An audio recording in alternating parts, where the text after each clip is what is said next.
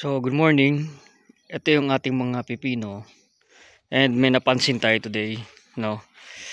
Pansinin nyo tong area na to. O yung iba, kahit yung iba. Mas maliliit compared dito sa ilang piraso doon nandito na mas malalaki. Simply because, itong lugar na to, kung mapapansin nyo, ayan yung mga uling-uling. Nung nagtabas tayo dito, nagsunog tayo dyan sa part na yan. So, nagpausok tayo dyan. And kung sino yung nakatanim dyan sa area na yan, sila yung malalaki. And this is not a coincidence, no? Kasi meron pa tayong isang part doon na pinagsunugan ko rin na konti.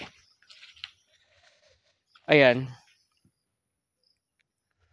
Meron dyang mga, yung part na yan yung isa sa mga pinagsunugan natin. No? Kung mapapansin nyo, ayan, mas malaki din yung naatanim doon sa may kung saan merong mga uling o yung pinagsunugan. No? So, yun yung magandang advantage. Yun yung advantage ng biochar. I think very rich sa microbes yung lugar na yun. And high in potassium, calcium, magnesium, and other micro and macro nutrients. So, maganda siya. But I'm not promoting kaingin, no? So, ang pinakamaganda dyan, mag-introduce pa tayo ng, o mag-add pa tayo ng biochar para to boost itong ating mga pipino. Very simple lang yung logic. Kung saan sila nag-grow ng maganda, igayahin natin yon. So ito, wala namang special dito sa lugar na to bukod doon sa pinagsunugan. So lahat naman yan pantay-pantay ang pagkakatanim, pantay din ang pagka-receive ng sunlight and water.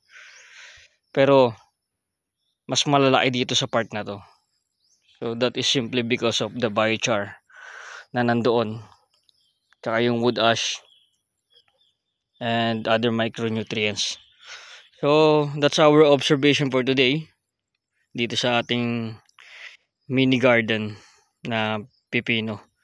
This is only 100, actually tinanim natin 180, kaso umulan ng masyadong malakas, yung iba na wash out yung buto, and ang tumubo na lang sa atin is nasa 150, no? So maganda-ganda na yan, pangkain, mambenta yung iba. Thank you for watching. Bye bye.